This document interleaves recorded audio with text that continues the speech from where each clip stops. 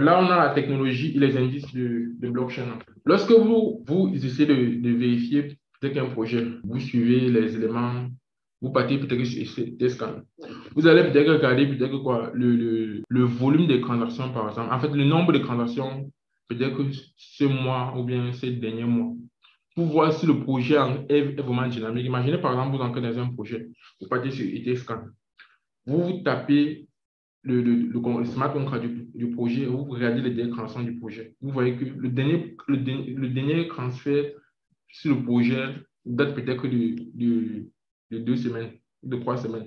Et vous achetez, et imaginez que si auparavant on n'est pas vécu cela, vous voyez que c'est dangereux. Les indices de bloc, il faut vérifier si les grosses quantités de pièces sont bloquées.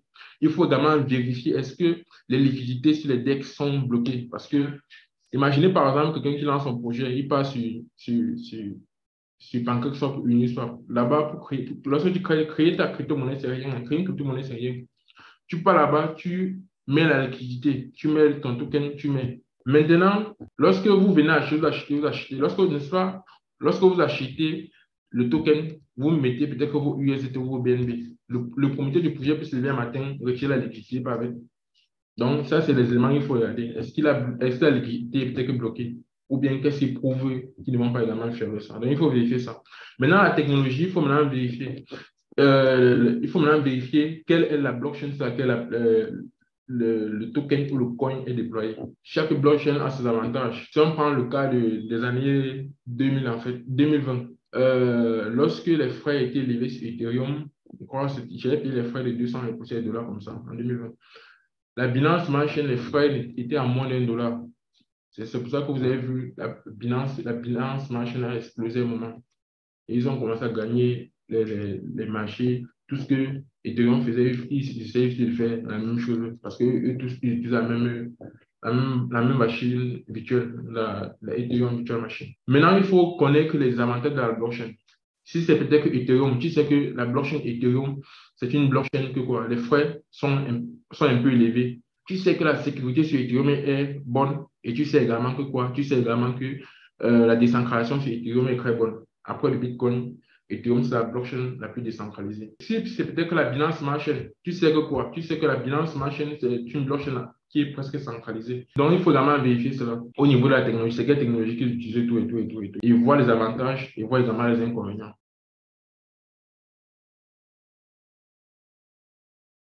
En fait, c'est un livre blanc qui présente tous les éléments du projet. Donc, ça donne l'avenir du projet, ça donne les promoteurs du projet, ça donne la vision du projet et ça donne également ce que le projet vient résoudre, en fait. En fait, lorsque vous cherchez les éléments importants sur un projet, c'est dans son livre blanc qu'il faut aller chercher.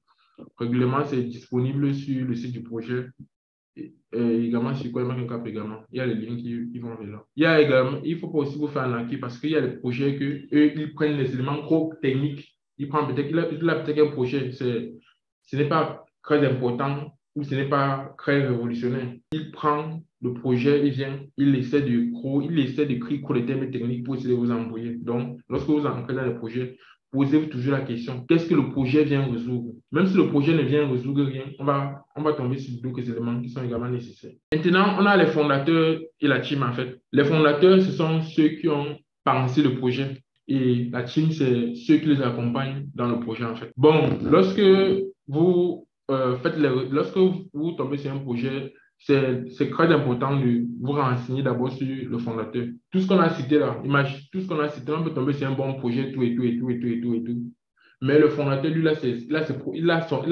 il a un autre projet sur le projet. C'est-à-dire qu'il est peut-être mal intentionné. Donc, il faut se renseigner sur le fondateur. Qu'est-ce qu'il a déjà fait? Si vous tombez sur un gars qui ne sonne, qu'on n'a jamais vu nulle part, et ensuite il arrive, ça ne sera pas très sérieux. Donc, il faut régler quoi? Qu'est-ce que la personne a déjà fait? Qu'est-ce que la personne a déjà fait dans le passé? Il faut vérifier la crédibilité de la personne. Il faut vérifier, est-ce que la personne est peut-être connue dans la cryptosphère?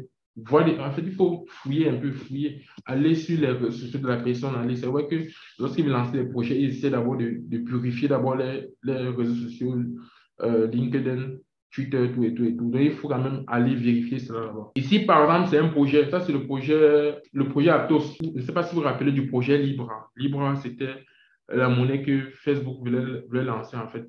Mais la Fed aux États-Unis a refusé. En fait, la Fed aux États-Unis, ils ont interdit de lancer le projet parce ils avaient une cote assez importante. Facebook, c'est combien de milliards d'utilisateurs? Imaginez, ils devaient être plus puissants.